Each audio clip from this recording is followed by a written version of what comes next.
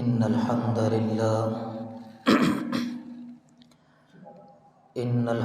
لله نحمده ونستعينه ونستغفره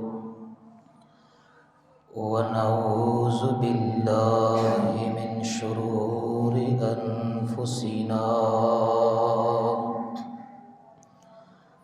ومن سيئات أعمالنا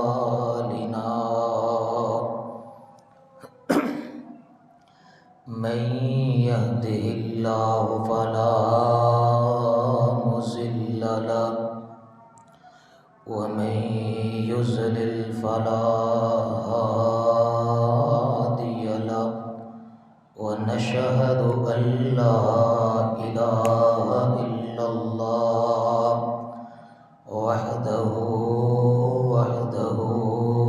لا شريك له ونشهد أن محمدًا عبده ورسوله أما بعد فإن خير الحديث كتاب الله وخير الهدي هدي محمد صلى الله عليه وسلم وشر الأمور محدثاتها وكل محدثة بدعة وكل بدعة ضلالة وكل ضلالة في النار.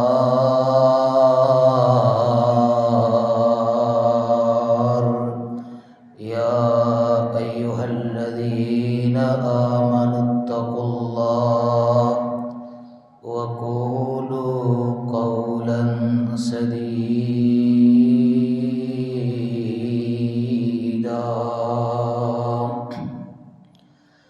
يصلح لكم أعمالكم ويغفر لكم ذنوبكم ومن يطع الله ورسوله فقد فاز فوزا عظيما.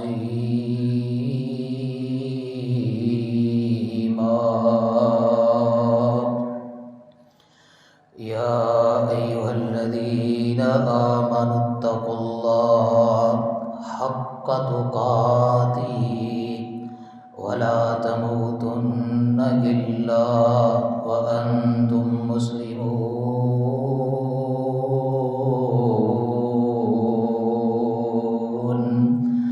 يا أيها الناس اتقوا ربكم الذي خلقكم من نفس واحدة وخلق منها زوجها وبث منهما رجالا كثيرا ونساء واتقوا الله الذي تساءلون به والأرحام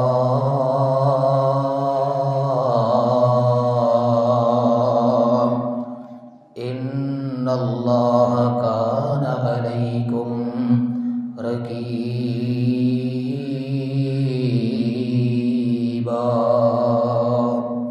رب اشرح لي صدري ويسر لي أمري واحلل عقدة من لساني يفقهوا قولي. أما بعد فأعوذ بالله السميع العليم. فالصالحات قانتات حافظات للغيب بما حفظ الله. ہر قسم کی حمد و ثنا، تعریفات، تسبیحات، تکبیرات، تحلیلات، تمجیدات، پاکیزہ کلمات اللہ عز و جل کے لیے جو پوری کائنات کا خالق بھی ہے، مالک بھی ہے، رازق بھی ہے، رزاق بھی ہے، اور ان گنت لاتعداد درود و سلام امام الانبیاء، خطیب الانبیاء، استاد الانبیاء، پیر اعظم، رہبر و رہنمائے اعظم، نبی الحرمین، امام القبلتین، سید الاولین، امام المتقین، جناب محمد الرسول اللہ صلی اللہ علیہ وسلم کی ذات اقدس و اطہر و بابرکت کے لیے میری محترم بزرگ بھائیوں، پردہ نشین میری اسلامی روحانی ماؤں اور بہنوں، آج کا ہمارا موضوع وہ یہ ہے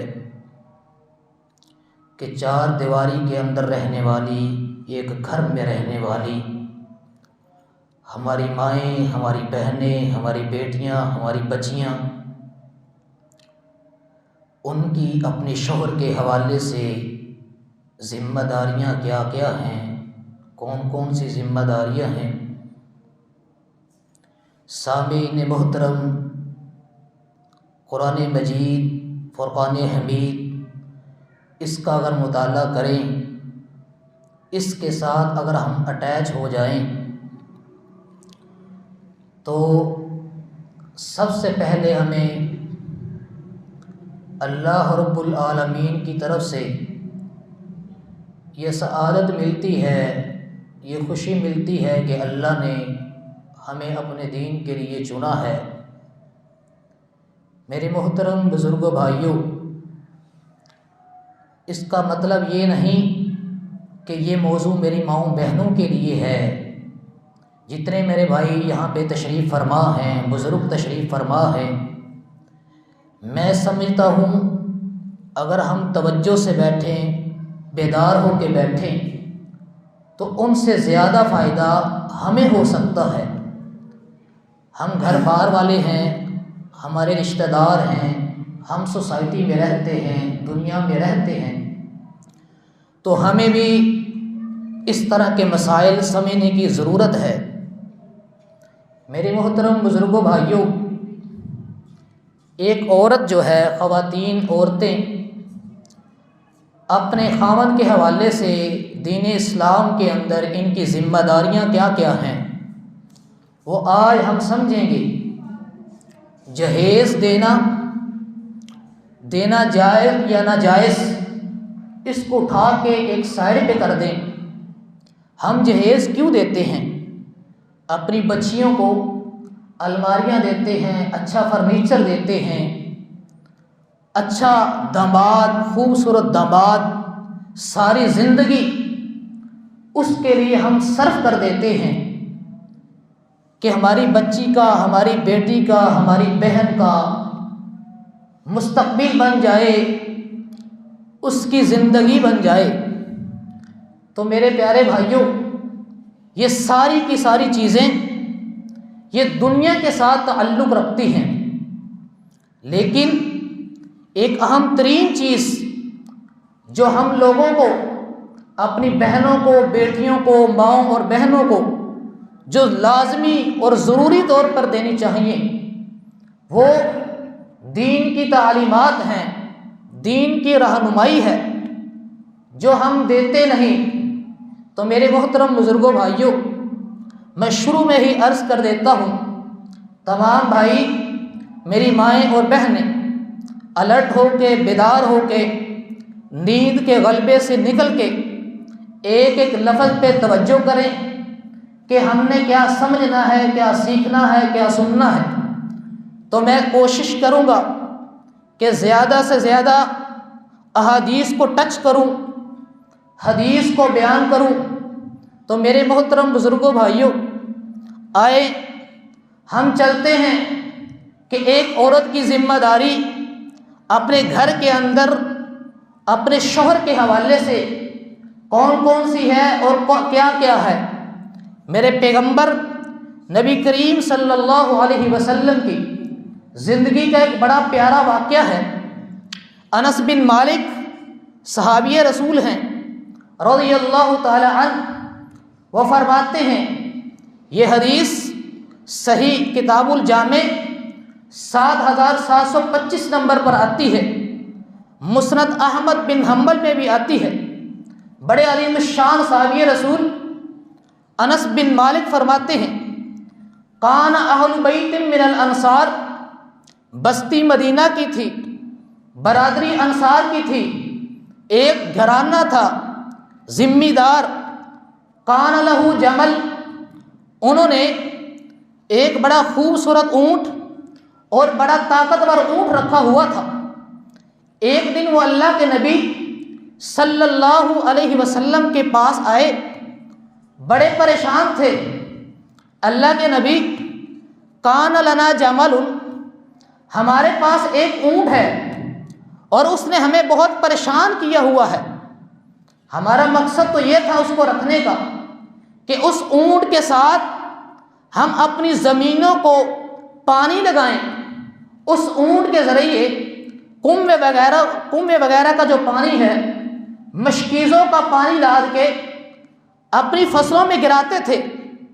ہمارا مقصد تو یہ تھا کہ ہم اس پہ سواری کریں، لیکن اللہ کے نبی استصعب لنا، اس اونٹ نے ہمیں بہت پریشان کر دیا ہے، مانا انا زہرا، وہ ہمیں سواری نہیں کرنے دیتا۔ جب یہ بات میرے پیغمبر نے سنی، اللہ کے نبی ہم پانی نہیں لا سکتے، میرے پیغمبر نے فرمایا قوموا، چلو صحابہ، فقاموا معا، مجلس لگی ہوئی تھی، صحابہ بیٹھے تھے، لوگ بیٹھے تھے۔ میرے پیغمبر نے فرمایا اس اونٹ کے گھر سے تعلق رکھنے والے لوگ کھڑے ہو جائیں۔ لوگ کھڑے ہو گئے، آپ بھی کھڑے ہوئے، مسجد سے نکلے، مسجد نبوی سے باہر آئے، اس باغ کی طرف گئے۔ وہ اونٹ باغ کے اندر تھا۔ جب باغ میں پہنچے، میرے پیغمبر نے پوچھا صحابہ وہ اونٹ کہاں ہے؟ اللہ کے نبی وہ اونٹ فلاں کونے میں بیٹھا ہوا ہے۔ میرے پیغمبر نبی کریم صلی اللہ علیہ وسلم نے اپنے قدم اس اونٹ کی طرف بڑھائے، چلنا شروع کر دیا۔ صحابہ میں سے ایک صحابی دوڑ کے آیا، بھاگ کے آیا، اے اللہ کے نبی وہاں پہ جانا سیکیورٹی رزق ہے، اونٹ کی کیفیت اچھی نہیں، لہذا آپ کا جانا وہاں پہ مناسب نہیں ہے، اونٹ تو اس طرح بن چکا ہے، انما ہوا مثل القلب القلق، یہ محاورہ تھا عربی زبان کا، بڑا سخت قسم کا۔ اے اللہ کے نبی ایک کتا جو باولا کتا ہوتا ہے، اسے کوئی دھیان اور توجہ نہیں ہوتی، اسے کوئی خیال نہیں رہتا، کتا پاگل ہو جاتا ہے۔ اے اللہ کے نبی اس اونٹ کی کیفیت ایک باولے کتے جیسی ہو چکی ہے، وہ کسی پر بھی حملہ کر دیتا ہے، لہٰذا آپ کا وہاں پہ جانا مناسب نہیں ہے۔ میرے پیغمبر نے فرمایا ما علی منہ شیء، اے صحابی رسول اس طرح کی چیزوں سے آپ کا ڈرانا مناسب نہیں ہے، آپ مجھے اس طرح کی چیزوں سے ڈرائیں نہ، مجھے اس اونٹ نے کچھ نہیں کہنا۔ اقبل الیہ، پیارے پیغمبر آقا دو جہان محسن انسانیت اللہ کے نبی جب گئے، اپنے قدم بڑھائے، وہ اونٹ بیٹھا ہوا تھا، وہ اونٹ کھڑا ہوا، اللہ کے رسول کو دیکھ کے آپ کی طرف چلنا شروع کر دیا، میرے پیغمبر کی طرف آیا اور آ کے باقاعدہ طور پر خر ساجدا، ایک ہوتا ہے جانور کا اپنا سر، اپنی پیشانی زمین پہ رکھ دینا، یہ اس نے نہیں کیا، بلکہ باقاعدہ طور پر جس طرح سجدہ کیا جاتا ہے، اس نے اپنا سر، اپنی پیشانی زمین پہ رکھ دی میرے پیغمبر کے سامنے۔ فآخذ بناصیتہ، میرے پیغمبر نے اس اونٹ کے پیشانی کے بالوں سے پکڑا اور اونٹ کو کھڑا کر دیا۔ ما ازل ما قالت من، کہ اس اونٹ کی کیفیت یہ ہے کہ اس نے سب سے بڑی عاجزی، سب سے بڑی انکساری اور سب سے بڑی کسی کی تابع فرمانی کرنا، اس پوزیشن میں جو کوئی چیز ہوتی ہے وہ والی تھی۔ اب یہاں پہ حدیث سے ہٹ کر ایک بات میں سمجھانا چاہتا ہوں کہ اس اونٹ نے میرے پیغمبر کو سجدہ کیا، اور میرے بھائیوں سجدے کے اندر سب سے زیادہ اپنے آپ کو ذلیل بنانا ہے۔ ذلیل بنانے کا مطلب کیا ہے کہ یا اللہ میں سب سے گناہ گار ہوں، میں سب سے کمزور بندہ ہوں، دنیا میں مجھ سے زیادہ کمزور نہیں ہے، میں سب سے زیادہ ناقص اور کمزور بندہ ہوں۔ یہ اللہ کے سامنے ہم اپنی پیشانی، اپنا سر رکھ کے اللہ کو کہتے ہیں، اے اللہ میری یہ پیشانی بلند تھی، میرا سر یہ بلند تھا، تو نے اس کو اوپر کیا ہے۔ دنیا کے سارے جانور ان کے منہ نیچے کی طرف، وہ گائے ہو، وہ بکری ہو، وہ بھیڑ ہو، وہ بھینس ہو، وہ گھوڑا ہو، سارے کے سارے جانور ان کا منہ نیچے کی طرف، لیکن ایک انسان اللہ رب العالمین نے اس کو عزت دیتے ہوئے لقد خلقنا الانسان فی احسن تقویم، شان و شوکت دیتے ہوئے اس کا منہ اوپر کی طرف کیا ہے، اور اللہ نے فرمایا اگر اس چہرے کو زمین پہ لگایا، ساتھ اعلان فرما دیا کہ اس کو میرے سامنے لگانا ہے۔ میرے پیارے بھائیوں یہ چہرہ سجدے کی حالت میں انسان اپنا سب کچھ قربان کر کے اپنے آپ کو وہ کسی کے سامنے جھکا دیتا ہے۔ یہ سجدے کے اندر بندہ اللہ کے قریب ہو جاتا ہے، لیکن اس اونٹ نے اپنے آپ کو میرے پیغمبر کے سامنے جھکا دیا، سجدہ کیا۔ اب یہاں پہ صحابہ کہنے لگے اے اللہ کے نبی انہا من البہائم، یہ تو جانور ہے، لا تاکلوا، اس کو عقل نہیں، ہم مسلمان ہیں، ہم انسان ہیں، جسے عقل نہیں وہ آپ کا اتنا ادب اور احترام کرتا ہے کہ باقاعدہ طور پر اس نے آ کے آپ کو سجدہ کیا ہے۔ ہم مسلمان ہیں، اللہ رب العالمین نے ہمیں سمجھ عطا فرمائی ہے، شعور عطا فرمایا ہے، ہم مسلمان ہیں، ہم آپ کو کیوں نہ سجدہ کریں؟ میرے پیغمبر نے فرمایا صحابہ تمہاری بات ٹھیک ہے، وہ بے عقل ہے، وہ جانور ہے، اس نے آ کے مجھے سجدہ کیا ہے، تم انسان ہو، تم عقل مند ہو، تم سوچتے ہو کہ ہم بھی سجدہ کریں؟ میرے پیغمبر نے فرمایا صحابہ لو کنت آمرا، اگر میری شریعت کے اندر، میرے دین کے اندر، اس دین اسلام کے اندر جو اللہ رب العالمین نے مجھ پہ دین لازم کیا ہے، مجھ پہ اتارا ہے، اس دین کے اندر یہ سرخی ہوتی، یہ باب اور عنوان موجود ہوتا کہ مخلوق کو سجدہ کر سکتی ہے، تو میں تمہارا نبی اس حکم کی پیروی کرتے ہوئے میں حکم دیتا سجدہ کرنے کا، لَأَمَرْتُ الْمَرْأَةَ أَن تَسْجُدَ لِزَوْجِهَا لِحَقِّهِ الَّذِي عَلَيْهَا، پھر میں تمہارا نبی ایک بیوی کو حکم دیتا، ایک عورت کو حکم دیتا کہ وہ اپنے خاوند کو سجدہ کرے۔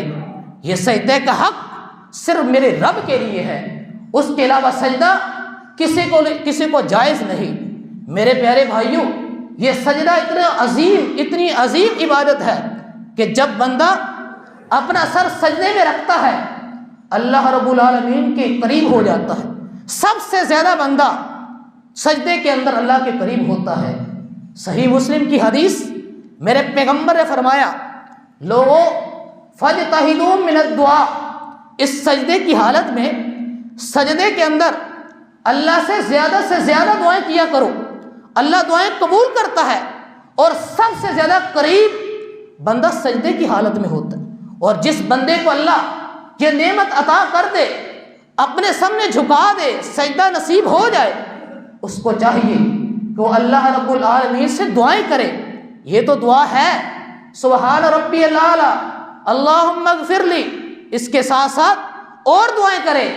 یہ جو حالت ہے بڑی عظیم حالت ہے کہ انسان امیر ہو یا غریب، اپنا ہو یا بیگانہ، وہ سب کچھ قربان کر کے اپنے آپ کو رب کے سامنے جھکا دیتا، اے اللہ میری یہی حالت ہے، میں تیرے سامنے جھک گیا ہوں، اللہ کو ترس آئے گا، اللہ دعائیں قبول کرے گا۔ تو میرے پیارے بھائیوں، یہ سجدہ صرف اور صرف میرے رب کے علاوہ کسی کو نہیں کیا جا سکتا۔ اور یہ حدیث ہمیں سمجھاتی ہے کہ چار دیواری کے اندر رہنے والی، ایک گھر میں رہنے والی ہماری مائیں، ہماری بہنیں، ہماری بیٹیاں، ہماری بچیاں، ان کو اپنے شوہر کے حقوق سمجھنے کتنے ضروری ہیں، کتنی اہم ہیں۔ اور اس کے ساتھ ساتھ ایک اور جملہ جو سمجھنا بہت ضروری ہے، میرے پیغمبر نے فرمایا اسی حدیث کے تحت، اللہ کے نبی نے فرمایا عورت کے حوالے سے، والذی نفسی بیدی، مجھے اس ذات کی قسم جس کے ہاتھ میں محمد کی جان ہے، فرمایا لو کان من قدمہ الی مفرق رأسہ، فرمایا اگر کسی کا شوہر اس کے پاؤں کے انگوٹھے سے لے کے اس کی سر کی اس چوٹی تک جہاں سے وہ اپنے بالوں کی مانگ نکالتا ہے، وہاں تک اس کا سارے کا سارا جسم پھوڑوں سے، پھنسیوں سے، پیپ سے، ریشے سے بھر جائے، یہ میرے پیغمبر نے مثال دی ہے۔ فرمایا اگر سارے کا سارا جسم پھوڑے سے بھر جائے، بھرنے کے بعد اس کی عورت ثم استقبلتہ امرأ، پھر اس خامد کی عورت اس کے سامنے آئے اور اسے صاف کرے، یہ کہا نہیں کہ ایسا کرے، لیکن مثال دی ہے۔ مثال دینے والی ہستی امام اعظم، پیر اعظم، رہبر و رہنمائے اعظم، اللہ کے نبی ہیں۔ فرمایا انسان کا جسم ریشے سے بھرا ہوا ہے، میرے بھائیوں یہ ناممکن ہے، دو کائنات کا کوئی بندہ بھی اس طرح نہیں کر سکتا۔ لوگ دیکھنا مناسب نہیں سمجھتے، لوگ کھڑا ہونا مناسب نہیں سمجھتے، اگر لوگ دیکھ لیں کیا شروع کر دیتے ہیں، الٹی شروع کر دیتے ہیں، عجیب و غریب حالت ہوتی ہے۔ میرے پیغمبر نے فرمایا عورت آئے اس کو صاف کرے، بغیر کسی ٹشو کے، بغیر کسی چادر کے، بغیر کسی کپڑے کے، بغیر ٹاول تولیے کے، اپنی زبان کے ساتھ، حدیث کے لفظ ہیں فلاحستہ، وہ عورت اس کی بیوی اپنی زبان کے ساتھ اس کے سارے جسم کو صاف کرے، وہ اس طرح نہیں کر سکتی۔ اگر کر لے، کرنے کے بعد وہ سمجھے کہ میں نے اپنے خاوند کے حقوق ادا کر لیے ہیں، میرے پیغمبر فرماتے ہیں ما ادت حق کا، تب بھی ایسی عورت نے اپنے خاوند کے حقوق ادا نہیں کی۔ تو میرے پیارے بھائیوں، ہمیں اپنے گھروں میں دیکھنا چاہیے، پرکھنا چاہیے کہ ہم کہاں کھڑے ہیں، ہمارا دین کیا کہتا ہے، قرآن کیا کہتا ہے، ہماری خواتین کہاں ہیں، ہماری بچیاں کیا کر رہی ہیں، ہمارے معاملات کیسے ہیں۔ یہ حدیثیں ہمیں یہی سمجھا رہی ہے، پڑھا رہی ہے۔ پہلی حدیث، 4 حدیثیں میں عرض کروں گا۔ پہلی حدیث، دوسری حدیث سنن ابن ماجہ 1853، میرے پیغمبر صحابی رسول معاذ بن جبل رضی اللہ تعالی عنہ وہ فرماتے ہیں، بڑے عظیم الشان صحابی رسول ہے، وہ ایک دفعہ ملک شام میں گئے، ملک شام میں گئے اسلام کی کسی ذمہ داری کے لیے۔ جب واپس پلٹے، آتے ہی اللہ کے نبی صلی اللہ علیہ وسلم مسجد نبوی میں تشریف فرما تھے، اللہ کے نبی سے ملاقات ہوئی۔ جب میرے پیغمبر صحابی رسول کو ملے، معاذ بن جبل کو، معاذ بن جبل رضی اللہ تعالی عنہ نے سجد للنبی، میرے پیغمبر کو سجدہ کر دیا۔ ایک ہے سوچا، ایک ہے اجازت مانگی، سوچا نہیں، اجازت نہیں مانگی، ڈائریکٹ اللہ کے نبی کو سجدہ کر دیا۔ جب سجدہ کیا، میرے پیغمبر نے صحابی رسول سے پوچھا اس کی اس بے پناہ محبت پر، اے صحابی رسول معاذ ابن جبل، تو نے مجھے سجدہ کیا ہے، سجدے کی وجہ کیا ہے؟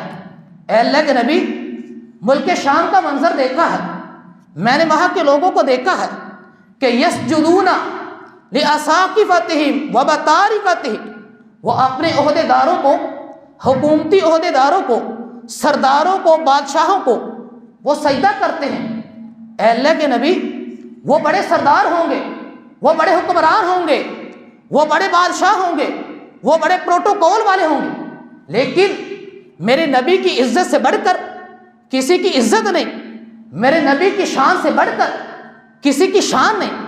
اے اللہ کے نبی، میرے دل و دماغ میں یہ بات بیٹھی کہ یہ لوگ اپنے حکمرانوں کو سجدہ کرتے ہیں، لیکن میرے نبی کی شان اتنی ہے، میں کیوں نہیں اپنے نبی کو سجدہ کر سکتا؟ اے اللہ کے نبی، وہ اپنے سرداروں کو سجدہ کرتے ہیں، ہم اپنے پیارے پیغمبر کو سجدہ کیوں نہیں کر سکتے؟ ان سے تو ان کو دنیا ملتی ہے، اور ہمارے آقا سے ہم کو دنیا بھی ملتی ہے، دین بھی ملتا ہے۔ میرے پیغمبر نے فرمایا، صحابی رسول، ملک شام کی کہانی ملک شام میں رہنے دو، مدینہ میں نہ چلاؤ۔ مدینہ کے اندر قانون یہ ہے، تمہارا یہ نبی اگر کسی کو سجدہ کرنے کا حکم دیتا، مخلوق کے اندر یہ سرخی، یہ باب اور عنوان قائم ہوتا کہ مخلوق کو سجدہ کر سکتی ہے، کہ تمہارا یہ پیغمبر ایک عورت کو حکم دیتا کہ وہ اپنے خاوند کو سجدہ کرے، لیکن اسے بھی حق نہیں دیا گیا۔ میرے پیارے بھائیوں، پہلی حدیث میں سجدہ کرنے والا اونٹ، یہاں پہ سجدہ کرنے والا صحابی ہے۔ میرے پیغمبر نے دو باتیں، دو ٹوک اعلان فرما دی۔ پہلی بات کہ لوگوں، اس دین اسلام کے اندر سجدہ کسی مسلمان کے لیے جائز نہیں، یہ سجدے کا حق صرف اور صرف میرے رب کی ذات کے لیے ہے۔ اور قبروں کا ہم بڑا احترام کرتے ہیں، اولیاء اللہ کا بڑا احترام کرتے ہیں، ہمیں تکلیف نہیں ہوتی کہ بندہ قبر پہ جا کے سجدہ کرے، ہمیں دکھ اور درد یہ نہیں ہوتا کہ بندے نے قبر پہ سجدہ کیا، ہمیں غم اور رنج یہ ہے کہ بندہ محبت کے نام پہ اپنے نبی کی مخالفت کر رہا ہے، جن کے ہاتھوں سے حوض کوثر کا پانی پینا ہے، اور جن کے ہاتھوں سے کل قیامت والے دن پیالے پینے ہیں۔ قیامت والے دن جس نبی نے ہماری سفارش کرنی ہے، جس نبی نے ہمارے لیے جنگیں لڑی، دشمنیاں سہی، لوگوں کی باتیں سنی، لوگوں کے تانے سنے، آج اس دیوانے کی اپنے نبی کے ساتھ وفا یہ ہے کہ وہ اپنے میرے پیغمبر کے فرامین کو چھوڑ کے، ان کی حدیثوں کو چھوڑ کے، وہ کسی بزرگ کی قبر پہ اپنے سر کو جھکا کے بیٹھا ہوا ہے۔ ہمیں تکلیف اس کے سجدے سے نہیں، ہمیں تکلیف اس کی دھوکے بازی سے ہے، ہمیں تکلیف اس کی آخرت سے ہے، ہمیں تکلیف سجدے سے نہیں، ہمیں تکلیف اس کے عقیدے سے ہے کہ محبت کے نام پہ پیغمبر کے ساتھ کر کے آ رہا ہے، دین کے ساتھ کر کے آ رہا ہے۔ میرے پیارے بھائیوں، یہ سجدے کی آپشن مخلوق کے لیے نہیں۔ اگر کسی کے لیے یہ آپشن ہوتی تو یہ عظیم حق خاوند کے پاس ہونا تھا، لیکن یہ عظیم حق خاوند کو بھی نہیں دیا گیا، بلکہ اس سے بھی چھین لیا گیا ہے۔ یہ صرف اور صرف حق میرے رب کا ہے۔ تو میرے محترم بزرگوں، بھائیوں، ان دو حدیثوں سے ہمیں یہ بات سمجھ آتی ہے کہ ہماری ماؤں کو، ہماری بہنوں کو، ہماری بچیوں کو اپنے گھر میں چار دیواری میں اپنے خاوند کے حقوق سمجھنا کتنا ضروری ہے، اور اپنے گھر کے معاملات میں سمجھدار ہونا کتنا ضروری ہے۔ ہم لوگ ان چیزوں کی پرواہ نہیں کرتے، ہم لوگ ان چیزوں کو سمجھتے نہیں۔ میرے پیارے بھائیوں، سجدہ اتنی عظیم عبادت ہے، لیکن اگر مخلوق میں کسی کو کرنے کی اجازت ہوتی تو یہ حق خاوند کے پاس ہونا تھا، اللہ نے اسے بھی نہیں دیا۔ دو حدیثیں۔ تیسری حدیث، میرے پیغمبر کا فرمان، صحابی رسول کہتے ہیں کہ میری پھوپھو بڑی عقل مند خاتون تھی، بڑی نیک خاتون تھی، بڑی سمجھدار خاتون تھی۔ جات امتی، وہ آئی الی النبی صلی اللہ علیہ وسلم فی حاجتہا، ایک دفعہ وہ اللہ کے نبی کے پاس آئی، گھریلو کوئی کام تھا، کوئی مسئلہ تھا، کوئی ضرورت تھی، آ کر کہنے لگی اللہ کے نبی میرا گھریلو مسئلہ ہے، مجھے کوئی کام ہے، مجھے کوئی ضرورت ہے، میں فتویٰ لینے کے لیے آئی ہوں۔ میرے پیغمبر نے پوچھا جی بتاؤ، مسئلے بتائے، پوچھا، سب کچھ میرے پیغمبر نے بتا دیا۔ صحابی کہتے ہیں وہ عورت جانے لگی، جب گئی تو میرے پیغمبر نے کہا بلاؤ اسے، رکو، وہ رک گئی، کہا میرے پاس آؤ، وہ عورت میرے پاس آئی۔ اللہ کے نبی نے کہا اے اللہ کی بندی بتا، انت ذات زوج، کیا تو شادی شدہ ہے، تیری شادی ہوئی ہے؟ اے اللہ کے نبی نعم میری شادی ہوئی ہے، میں شادی شدہ ہوں۔ میرے پیغمبر نے فرمایا اچھا یہ بتا کیف انت بزوج، تیرا گھر کے اندر اپنے شوہر کے ساتھ رویہ اور برتاؤ کیسا ہے؟ اے اللہ کے نبی لم آلو، میں نے کبھی کوئی کمی کوتاہی نہیں کی، میں نے ہر بات کو سر جھکا کے مانا ہے۔ میرے پیغمبر نے فرمایا اے اللہ کی بندی یاد رکھنا وہ تیرا خاوند نہیں ہے۔ میاں بیوی کے معاملے کے اندر، زوجین کے معاملے کے اندر، گھریلو زندگی کے اندر، اس دنیا کے اندر وہ صرف اور صرف تیرا خاوند نہیں ہے، وہ خاوند کی حیثیت نہیں رکھتا، ایک انسان کی حیثیت نہیں رکھتا، بلکہ فرمایا ہوا جنتو کی و نارو کی، وہ تیری جنت بھی ہے وہ تیری جہنم بھی ہے۔ اب اس جملے کا مطلب کیا ہے کہ تیری جنت بھی ہے تیری جہنم بھی ہے؟ میرے پیغمبر نے فرمایا اس عورت کو اگر تو نے مان لیا، تسلیم کر لیا کہ اس کا ادب کتنا ہے، اگر تو نے شعور کر لیا کہ اس کا احترام کتنا ہے، اگر تو نے ادراک کر لیا کہ میں نے اس کی کتنی عزت کرنی ہے، اگر تو نے یہ جانچ لیا اپنے دل و دماغ میں، یہ بات بٹھا لی کہ میں نے اس کو عزت کتنی دینی ہے، میں نے اس کے ساتھ مخلص کتنا ہونا ہے، میرے پیغمبر نے فرمایا ہوا جنت کی، وہ تیری جنت ہے، وہ تیرا خاوند نہیں بلکہ تیری جنت ہے، وہ تجھے جنت میں لے کے جائے گا۔ اور اگر تو ایسے باز نہ آئی، تو اپنے کاموں میں ڈٹی رہی، غلط کاموں میں، پھر وہ تیرا خاوند نہیں، وہ پرانی بات، وہ پرانا سودا، رخصتی کے وقت جو ایک کان میں ادھر سے کسی نے پھونک ماری ہوتی ہے کہ بیٹی تیرا خاوند ہے اس کو نیچے لگا کے رکھنا، ایک کان سے ادھر کسی نے پھونک ماری ہوتی ہے بیٹی تیرا خاوند ہے، الرٹ ہو کے رکھنا، الرٹ ہو کے زندگی گزارنا، یہ پھونکے لوگ مارتے ہیں، عورتیں مارتی ہیں۔ اب یہ عورت بیٹھی ہوئی ہے درباروں پہ، مزاروں پہ، عاملوں کے پاس، جادوگروں کے پاس، کیوں؟ مجھے تعویذ دے دے، کس وجہ سے؟ کہ میرا شوہر میرے لیے ریموٹ کنٹرول بن جائے، میں جو کہوں وہ کرے، میرے نیچے لگ کے رہے، میری بات کو تسلیم کرے، میری بات کو مانے، جو میں حکم دوں وہ کرے۔ عقیدہ برباد کر لیا مزاروں پہ جا کے، یہ بات شروع ہو گئی ہے۔ میں اس کو تھوڑے سی تفصیل سے بتا دیتا ہوں۔ میرے بھائیوں، ایک گھر کے اندر بہت زیادہ لڑائی تھی، لڑائی چلتے چلتے بات طلاق تک جا پہنچی، نوبت طلاق تک پہنچی۔ جینوین واقعہ، صحیح واقعہ، میاں بیوی دونوں ایک عالم دین کے پاس آئے دینی رہنمائی کے لیے کہ ہم کچھ نہ کچھ سیکھیں گے، سمجھیں گے، پڑھیں گے، ہو سکتا ہے ہماری لڑائی ختم ہو جائے۔ وہ آئے، عالم دین نے ان سے پوچھا کہ کیا مسئلہ تمہارا؟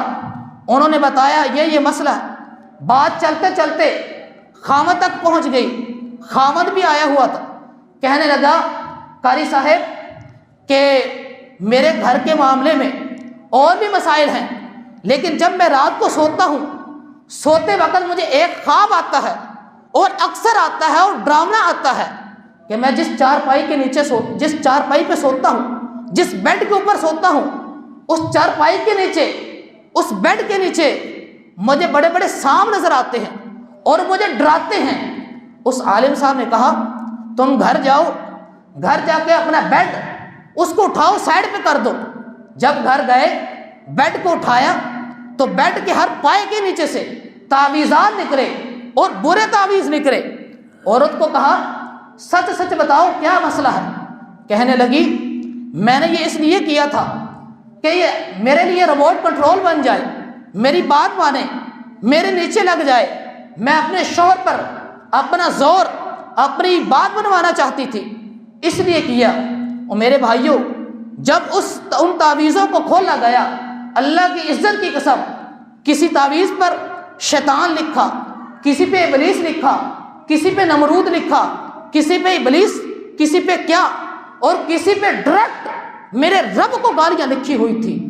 میرے بھائیوں، یہ ایسے عقیدے صرف شوہر کو اپنے نیچے لگانے کے لیے اپنا عقیدہ برباد کر دیا، اپنی عزت برباد کر دی، اپنا ایمان بیچ دیا ایک فضول بات کے لیے۔ میرے محترم بزرگوں بھائیوں، ایمان بیچا، کاش اپنے ایمان کو فروخت کرنے سے پہلے، بیچنے سے پہلے اپنی اس گندی سوچ کو گندے ذہن میں لا کر اپنا ایمان، اپنا عقیدہ، اپنی توحید، اپنی جنت، اپنی عزت وہ کسی پیر کے سامنے رسوا کرنے سے پہلے کاش میرے پیغمبر کی ان حدیثوں کو پڑھا ہوتا، میرے پیغمبر کے فرامین کو پڑھا ہوتا، رب کے قرآن کو پڑھا ہوتا کہ یہ میرا خامد ہے، اس کی اگر میں نے اطاعت کر لی تو میری جنت ہے، میری جنت کا راستہ سیدھا ہے۔ کتنے دن میں نے جی لینا ہے؟ کیا میرے مرنے کے اعلان ان سپیکروں نے نہیں کرنے؟ کیا میں نے کتنی دیر اس دنیا میں رہنا ہے؟ میرے پیارے بھائیوں، کیا ہم نے قبر میں تنہا نہیں جانا؟ اللہ کو حساب نہیں دینا؟ اعمال نامے کھلنے نہیں؟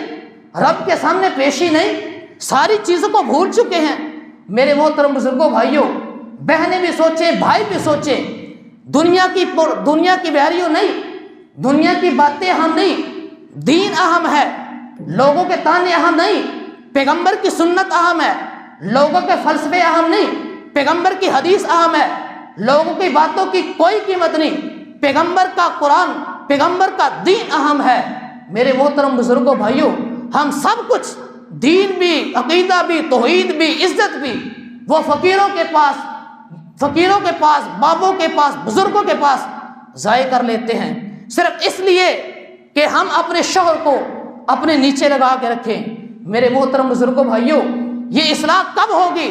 جب ہم دین کے ساتھ اٹیچ ہوں گے، جب ہمارے پاس توحید ہوگی، جب رب کا قرآن ہوگا، جب دین کے ساتھ اٹیچ ہوں گے، اللہ کی دعائیں ہوں گی، اللہ کی رحمتیں ہوں گی، رب کی برکات ہوں گی، اس وقت جا کے صحیح معنوں میں ہم اپنے گھر کی اصلاح کر سکتے ہیں۔ میرے محترم بزرگوں بھائیوں، 3 حدیثیں میں آپ کے سامنے عرض کر چکا ہوں۔ چوتھی حدیث صحیح ابن حبان 6164 نمبر پر، بڑی شاندار حدیث۔ جو بھائی سوئے ہوئے ہیں ان سے گزارش ہے وہ بیدار ہو کے بیٹھے۔ صحیح حدیث، ایک بزرگ، ایک بابا بیٹی کا ہاتھ پکڑا ہوا پیغمبر کی خدمت میں حاضر ہوا۔ اے اللہ کے نبی، انہا ابنۃ لی، یہ میری بیٹی ہے۔ میرے پیغمبر نے فرمایا، اے اللہ کے نبی، یہ میری بیٹی ہے، اور آ کے رسول اللہ صلی اللہ علیہ وسلم کے سامنے عرض کیا۔ میرے پیغمبر نے فرمایا، جی کیا مسئلہ ہے؟ اے اللہ کے نبی، میرا اور اس کا ایک مسئلہ بن گیا ہے۔ مسئلہ یہ ہے کہ میری بیٹی ہے اور یہ کہتی ہے انہا لا تتزوج، میں نے شادی نہیں کرنی۔ اے اللہ کے نبی، میں شادی کرنا چاہتا ہوں، جوان ہے، بالغ ہے، مکلف ہے، شادی کے قابل ہے، نکاح کے قابل ہے، لیکن یہ کہتی ہے شادی نہیں کرنی، بیٹی گھر میں بٹھائی نہیں جاتی، میں نکاح کرنا چاہتا ہوں، یہ ضد کرتی ہے، میں نے شادی نہیں کرنی۔ میرے پیغمبر نے پوچھا، ہاں بچی، ہاں میری بیٹی، کیا مسئلہ ہے؟ کیوں نہیں تو اپنے والد کو اجازت دیتی؟ تیرا والد تیرے مستقبل کا فیصلہ کرنا چاہتا ہے، تیری شادی اور نکاح کرنا چاہتا ہے، تو اسے اجازت کیوں نہیں دیتی؟ اے اللہ کے نبی، میری پرابلم یہ ہے، میرا مسئلہ یہ ہے، میں نے سنا کہ ایک بیوی کی ذمہ داریاں بہت زیادہ ہوتی ہیں، خاوند کے حقوق بڑے ہوتے ہیں، اور میں اپنے آپ کو خود کو کمزور تصور کرتی ہوں کہ اگر مجھ سے کوئی کمی کوتاہی ہو گئی، کوئی غلطی ہو گئی، اونچ نیچ ہو گئی، میری تو آخر برباد ہو جائے گی۔ اے اللہ کے نبی، آپ اس طرح کریں، ایک دفعہ پھر دوبارہ سے رپیٹ کر دیں، بتا دیں، سمجھا دیں، سکھلا دیں، پڑھا دیں، میرے ذہن میں یہ بات نقش کر دیں کہ میرے اوپر میرے خاوند کے، میرے شوہر کے حقوق کیا ہیں۔ میرے پیغمبر نے اس بچی کے یہ الفاظ سنے، الفاظ سننے کے بعد کہا، اے بیٹی، میں تجھے کیا حقوق بتاؤں؟ جو تجھ پر ذمہ داریاں آنی ہیں خاوند کی، وہ میں تجھے کیا بیان کروں؟ اس کی تو ایک مثال صرف یہ لے لے۔ وہ مثال کیا تھی؟ کہنے لگے میرے پیغمبر، لو کان من قدمہ الی مفرق رأسہ، کہ اگر تیرا شوہر اس کے پاؤں کے انگوٹھے سے لے کے اس کی سر کی اس چوٹی تک، سر کی بلندی تک، پورے کا پورا جسم ریشے سے بھر جائے، خون سے بھر جائے، پیپ سے بھر جائے، پھوڑے پھنسیوں سے بھر جائے، اس کے بعد تو اس کے سامنے آئے، اس کے پاس آئے اور اپنی زبان کے ساتھ اس کو صاف کرے۔ تولیے کے ساتھ نہیں کہا، تولیے کے ساتھ نہیں، چادر کے ساتھ نہیں، کپڑے کے ساتھ نہیں، ٹشو کے ساتھ نہیں، اپنی زبان کے ساتھ صاف کرے۔ اس طرح کوئی انسان نہیں کر سکتا، کوئی عورت نہیں کر سکتی، ناممکن ہے۔ لوگ کیا کر دیتے ہیں، لوگ کھڑا ہونا برداشت نہیں کرتے، یہ حالت ایسی ہے۔ میرے پیغمبر نے فرمایا اگر تو اپنی زبان کے ساتھ وہ سارے کے سارے زخم صاف بھی کر لے، تب جا کے تو سمجھے کہ میں نے اپنے خاوند کے حقوق ادا کر دیے ہیں۔ میرے پیغمبر فرماتے ہیں ما عدت حق کا، تب بھی تو نے اپنے خاوند کے حقوق ادا نہیں کیے۔ وہ بیٹی کہنے لگی، بچی کہنے لگی اللہ کے نبی یہی وجہ ہے میری شادی نہ کرنے کی، جس کی وجہ سے میں اڑی ہوئی تھی، ضد پر تھی، یہ وجہ ہے میں شادی نہیں کر رہی۔ میرے پیغمبر نے فرمایا اس کے والد کو اے اللہ کے بندے، صحابی رسول، اتنی دیر تک تو اپنی بچی کی شادی نہیں کر سکتا جب تک تیری یہ بچی، تیری یہ بیٹی، تیری یہ بہن، جب تک یہ اپنی شادی کے لیے راضی نہ ہو جائے۔ دین اسلام بڑا عظیم دین ہے، جبر کا دین نہیں، زبردستی کا دین نہیں۔ آج تو لوگ اپنی مرضی کے ساتھ دین کو فریکرس نہیں، دین کو ترجیح نہیں۔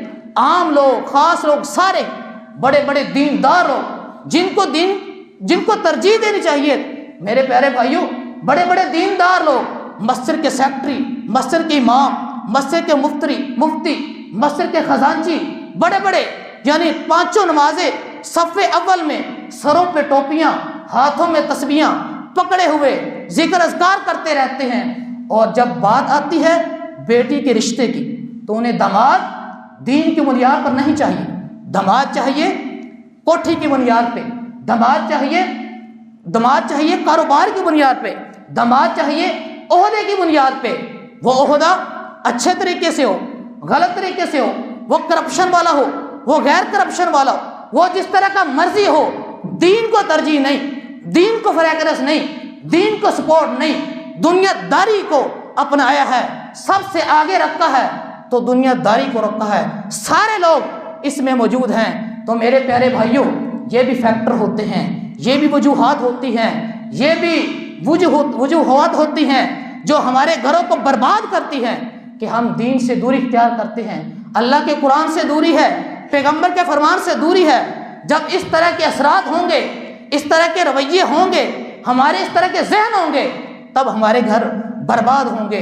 4 حدیثیں میں آپ کے سامنے ذکر کر چکا ہوں۔ میرے پیارے بھائیوں، ان 4 حدیثوں میں میں نے کوئی بھی حق آپ کے سامنے ذکر نہیں کیا۔ اب ہم حقوق کی طرف چلتے ہیں کہ عورتوں کے اوپر حقوق کون سے ہیں۔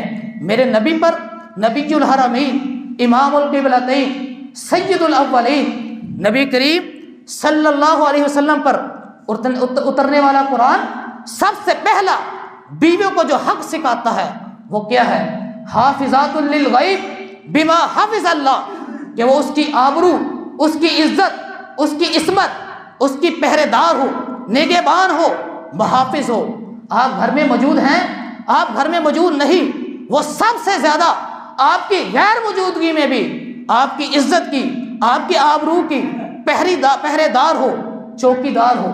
اگر وہ کوئی غیر اخلاقی حرکت کرے گی تو وہ اپنی آخرت تو تباہ کر ہی رہی ہے، لیکن ساتھ ساتھ وہ آپ کی عزت کو بھی مٹی میں، خاک میں، گٹر کے گندی نلیوں میں، گلیوں میں وہ بہا رہی ہے۔ میرے محترم بزرگوں، بھائیوں، وہ اسے ضرورت پڑ گئی ہے غیر مرد کی طرف دیکھنے کی۔ پہلا حق فرمایا حافظات للغیب بما حافظ اللہ۔ رشتہ داروں پہ گئی، میکے گئی، وہاں پہ جا کے اپنے خاوند کی غیبتیں شروع کر دی، برائیاں شروع کر دی، اس کو برا بلا کہنا شروع کر دیا، اس کی عزت پہ کلہاڑے چلا دیے، آریاں چلا دی کہ اس کے اندر فلاں مسئلہ بھی ہے، فلاں مسئلہ بھی ہے۔ میرا رب فرماتا ہے حافظات للغیب بما حافظ اللہ۔ وہ نگہبان نہیں بنی، محافظ نہیں بنی، بلکہ ڈاکو اور چور بن گئی اپنے خاوند کی عزت کی۔ حافظات للغیب بما حافظ اللہ۔ سہیلیوں میں بیٹھی، رشتہ داروں میں بیٹھی، لوگوں میں بیٹھی، وہاں پہ اپنے خاوند کے شکوے، اپنے خاوند کے گلے کہ میں نے اس گھر میں آج تک چین نہیں پایا، ساری برائیاں، ساری خوبیاں ختم کر دی، حافظات للغیب بما حافظ اللہ۔ کیا مطلب ہے ان الفاظ کا؟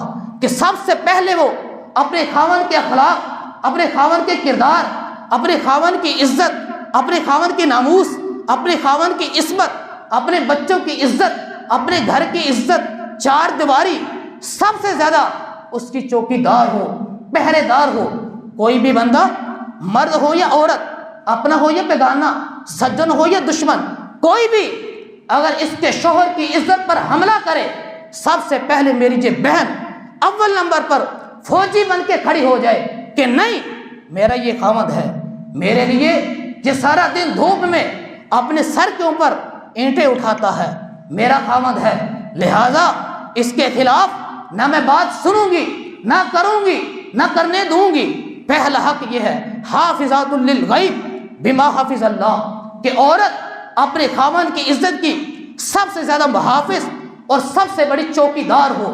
دوسرا حق، ترمذی کی حدیث 2120 نمبر پر میرے نبی کریم صلی اللہ علیہ وسلم نے فرمایا، آخری خطبہ بڑا ہماری کتابوں میں لکھا جاتا ہے، وہ آخری خطبہ کیا ہے؟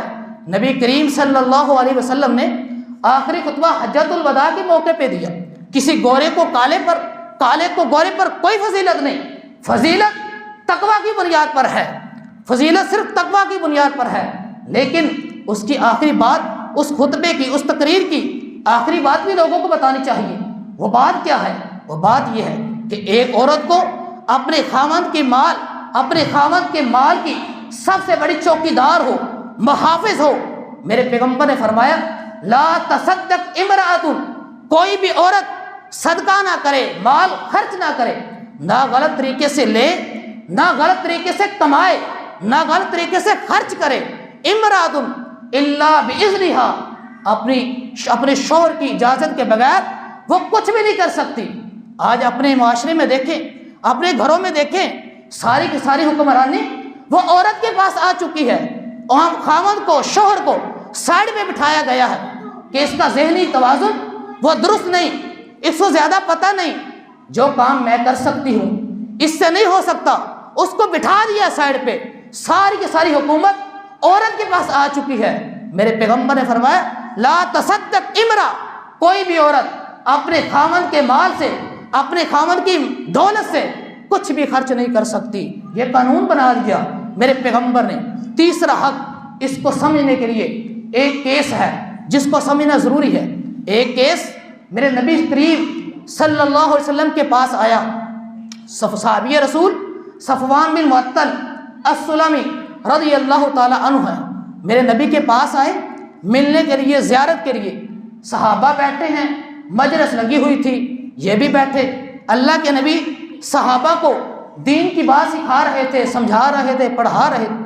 اچانک صحیح حدیث مستدرک حاکم 1593 نمبر، اچانک ایک عورت آتی ہے، پردہ کیا ہوا، چادر میں لپٹی ہوئی۔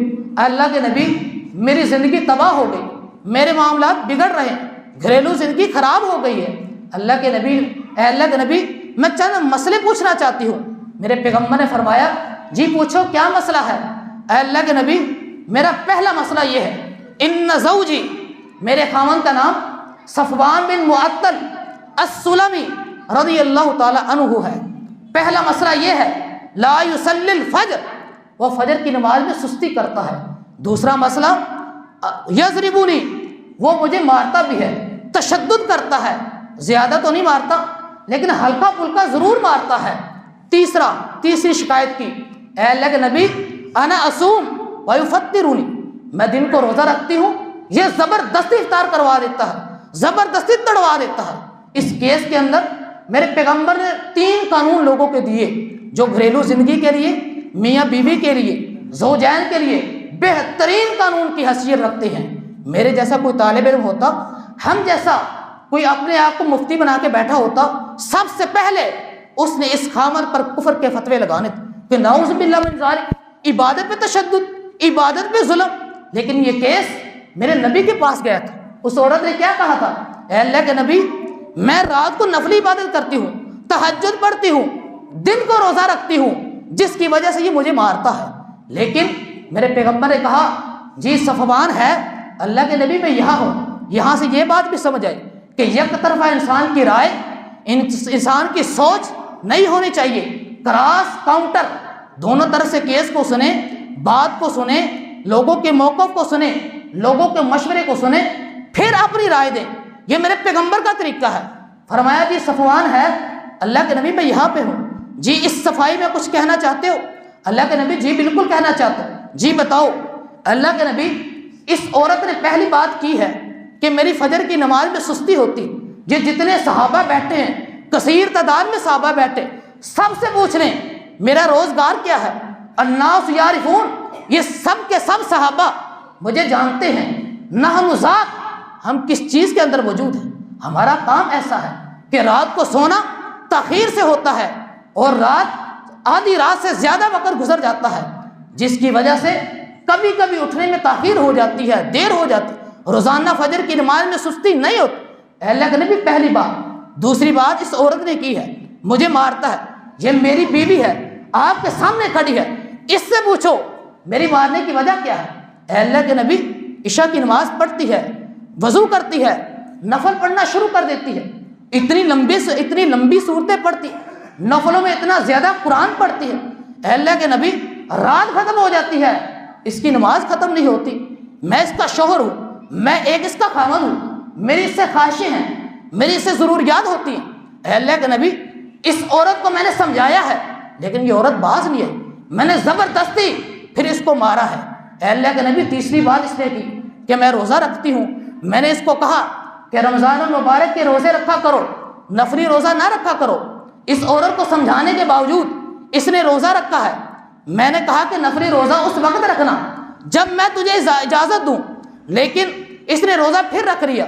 میں نے کہا کہ جب میں اجازت دوں، دن میں مجھے کوئی ایسی ضرورت پیش آ سکتی ہے، مجھے کوئی ایسا کام پیش آ سکتا ہے جو روزے کی حالت میں تم نہ کر پاؤ، لیکن یہ عورت باز نہیں آئی۔ اے اللہ کے نبی اس نے روزہ رکھا، میں نے زبردستی روزہ تڑوا دیا۔ میرے پیغمبر نے 3 قانون لوگوں کے دیے۔ پہلا قانون کہ کوئی بھی عورت اپنی مرضی کے ساتھ، اپنے ذہن کے مطابق وہ نفلی روزہ نہیں رکھ سکتی، الا باذنہا، اپنے گھر میں موجود شوہر، اس کی اجازت۔ یہ اللہ کی عبادت ہے، اللہ کا حق ہے، لیکن فرمایا اگر نفلی روزہ رکھنا ہے سب سے پہلے اپنے خاوند کی اجازت لے۔ یہ میرے پیغمبر نے قانون بنا دیا۔ دوسرا قانون بنایا کہ عورت نفلی نماز پڑھے، تہجد پڑھے، قیام کرے، سب کچھ کرے، لیکن صورتیں اس کی چھوٹی چھوٹی پڑے۔ تیسرا قانون بنایا، میرے پیغمبر نے فرمایا اس عورت کی اللہ دعا قبول نہیں کرتا، اس عورت کی اللہ نماز نہیں قبول کرتا۔ امام بخاری رحمہ اللہ، ان کی حدیث کی کتاب، اس میں یہ بات موجود ہے، عورت کی نہ نفلی نہ فرضی کوئی عبادت قبول نہیں ہوتی۔ جس عورت کو اس کا خاوند رات کو بلاتا ہے اپنی جسمانی خواہش کے لیے، فزیکلی خواہش کے لیے، لیکن وہ نہیں آتی، اسی طرح راتیں گزرتی ہے، وہ جتنی مرضی عبادت کرے، وہ جتنی مرضی تہجد پڑھے، میرے پیغمبر کا فرمان ہے لوگوں اس عورت کی اللہ کوئی عبادت قبول نہیں کرتا جو عورت اپنے خاوند کے لیے مخلص نہیں ہے۔ اللہ بھی ناراض ہوتا ہے، رب کے فرشتے بھی لعنتیں بھیجتے ہیں، اور اس عورت کی کوئی عبادت اللہ قبول نہیں کرتے۔ میرے پیغمبر نے 3 قانون لوگوں کو بتا دیے۔ میرے محترم بزرگوں بھائیوں، یہ مسائل سمجھنے کی ضرورت ہے، ہمارے گھروں کی ضرورت ہے۔ علماء ایسے مسائل بیان کرنے سے گریز کرتے ہیں، ہچکچاتے ہیں، بیان نہیں کرتے، لوگ سننا مناسب نہیں سمجھتے۔ نہیں میرے پیارے بھائیوں، آپ نے جمعہ سنا ہے، صحابہ بھی آئے تھے، عورتیں بھی آئی تھی، میرے پیغمبر سے ڈائریکٹ مسئلے پوچھے۔ ہم لوگ ہچکچاتے ہیں، ہمارے گھروں کی بربادی، ہمارے گھر جو اجڑ رہے ہیں وہ اسی وجہ سے کہ دین نہیں ہے، دین کے ساتھ اٹیچ نہیں، اللہ کا قرب نہیں، رب کے ساتھ جاری نہیں۔ جب ایسے معاملات ہوں گے پھر میرے پیارے بھائیوں گھر اجڑیں گے، اللہ سے دوری ہوگی، پھر اللہ کی مدد نہیں ہوگی۔ اللہ کریم سے دعا ہے اللہ رب العالمین ہم سب کو اس پر عمل کرنے کی توفیق عطا فرمائے۔ اقول قولی ھذا وآخر دعواہم ان الحمد للہ۔